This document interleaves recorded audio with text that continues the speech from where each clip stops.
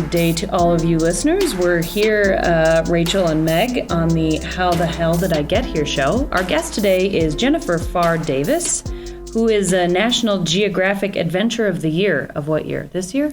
No, 2012. Oh, I've just been a badass for a while. That's all. Yeah, right. Okay. Just 7 years of badass. Yeah, right. Okay, cool. And so we're going to let Jennifer introduce herself and then tell us her how the hell did I get here moment. Hey, y'all. I'm Jennifer Pharr Davis, and I'm a big hiker. I've hiked and backpacked over 14,000 miles on 6 different continents in all 50 states. And I've also completed the Appalachian Trail 3 times. And the most recent time, which is not that recent, in 2011, I was going for the overall record for both men and women, which a woman had never beaten out the guys before. And my, how did I get the hell here moment?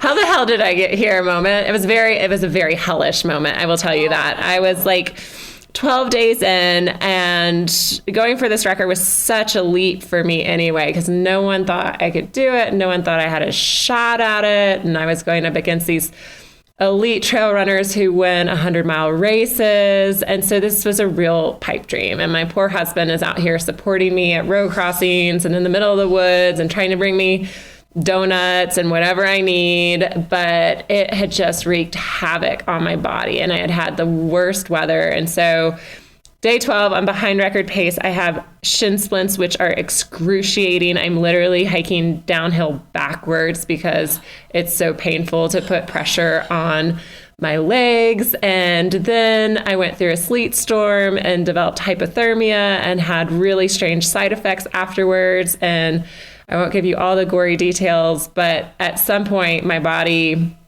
just revolted and got super sick, and I was running into the woods, in the bushes, and just becoming super depleted, super dehydrated. And I had never felt so bad in my entire life.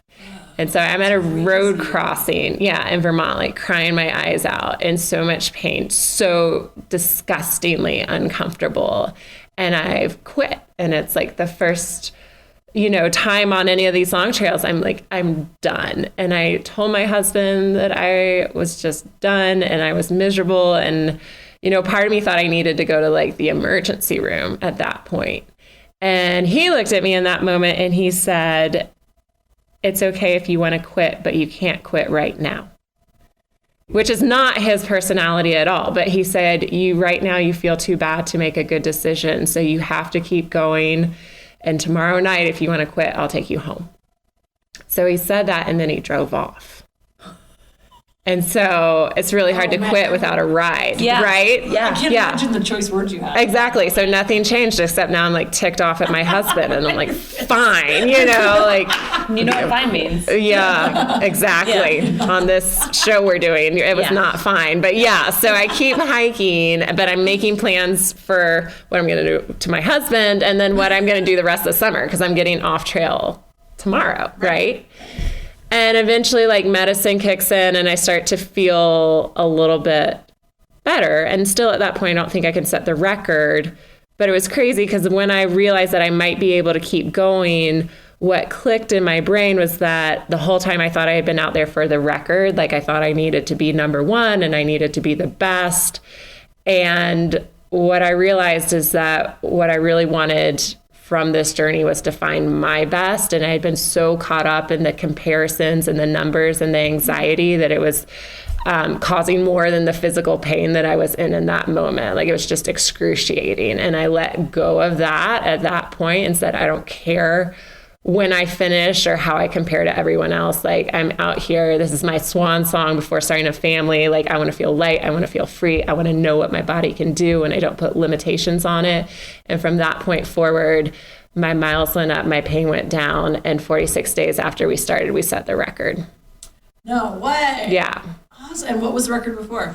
47 days. We beat it by 26 hours, and I was the first woman to set an overall record for men and women on a long trail in North America. Oh, we're big fans of high fives. Yay. Yeah, right. I gotta do that too. Nice job. Thanks, That's team. Incredible. I can't even imagine. But it was such a low moment, I've never felt so bad. And I was by myself at a road crossing thinking, why am I out here? And I feel so miserable. Interesting. So in some ways you took what could be a failure and changed the vision. You sort of let go of that initial vision and you said, I'm going to change what my vision is for this. And then you ended up doing great. Yeah. But that's it's interesting you said let go, because one of the things that we see over change is that people have a hard time letting go of what the plan was and moving forward. So it's interesting that you did the culture type assessment and you're an independent. And so Weird. Yeah, weird. Same with Meg. Yeah, I'm here with 2 independents. It might be too much. Good thing this is only 10 minutes. So that tells us that, and actually you ranked pretty high on the chaos side. So do you think that if you were, or how do you think that helped you in that moment to be flexible and adaptable? Do you think other people would have walked out a day later if you wouldn't have been able to do that? Well, I think what I claimed was my independence and that, right? So it's interesting because I was already in the world of chaos. And I think as a professional backpacker, I mean, we mentioned this earlier today when we were visiting, you accept that you're not in control when you're in the woods. You just accept that the environment does not care about your sense of entitlement or comfort or what you want, right? So I was in the world of chaos. And I had tried to put myself in this structure or order of here's the numbers I need to deliver. Here's the people I have to compare myself to. I need to operate within this framework to be successful. And I need to be number one because that's what's venerated. And when the challenge became personal, when the journey shifted to focus on the intrinsic rewards for me as an independent, that's where I found my greatest value. So it was sort of shirking that. I don't care what people think of me. I don't care what the results are going to be. I am out here for my, own sense of, I feel like I need to be out here. I feel like I was made to do this. If I don't do it, I'm always going to have regret. And when I leaned into that, that's when I found my success and enjoyment. Yeah. Interesting. Did you still I assume a marathon runner, until were you still checking the time and seeing how you were comparing, or were you just out No, there? I told my husband we couldn't talk about numbers. Interesting. But he's more the planner, so he would still look at them in the car. He would need to, right? Yeah, to meet you. Yeah, he doing that, and he was tracking the whole time to know sort of where I was. But we sort of made this deal that instead of talking about miles per hour, how many miles I needed to cover each day, it got really simple. And we would just say, just do your best. We just boiled it down to do your best. And that was so empowering for me. And doing my best, I was losing miles to comparisons and stress and anxiety. When it became about maximizing my potential and not competing or comparing, it was so much better for me.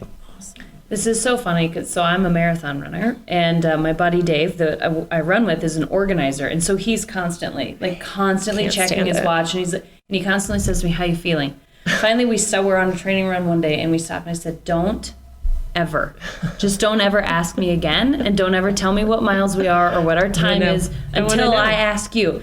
And at that moment, I was like, "Okay, now I feel like I can just go do my best, and it's not about all that stuff." So I think that's. It speaks to organizers, or independents. Independents, not, for sure. Not organizer. Yeah, it's so interesting because I think the pivot to being able to pivot and releasing the feeling of I'm failing. Because if you would have walked out, you would have felt like you failed, right? You wouldn't have had that moment, do you think? No, I wouldn't have had that moment. I think, I'm not someone, even though I'm super driven, but I don't think it's always the right decision to keep going. Okay. However, in that instance, if I had stopped, I would have felt regret because I knew I could have kept going. Sometimes we stop and we know in our hearts it's the right decision, right? And I think that should be honored because we don't always need to push through. But it's so interesting because my husband's personality is not tough love. And I think of him in this example so often in my business and my work because I think, how do you support your team? Right. And there were so many instances where it was love and encouragement and bringing me what I needed and meeting me where I was at if I couldn't get to him. And then there was this time he left me at the road crossing because he just knew, he knew me and he knew I wasn't ready to quit yet. And he knew I wasn't living up to what I could do and what I had trained so hard for and what I wanted. And the fact that he could leave his like sick, ailing, like crying, ugly crying wife, like at a road crossing and drive off is one of the moments in our relationship I identify where he loved me the best. So that's really interesting when you think about teamwork and you think about working with people and, you know, pushing them to do what they can do too. And it's definitely a balance, but he was a good example of that for me. Awesome. I love that story.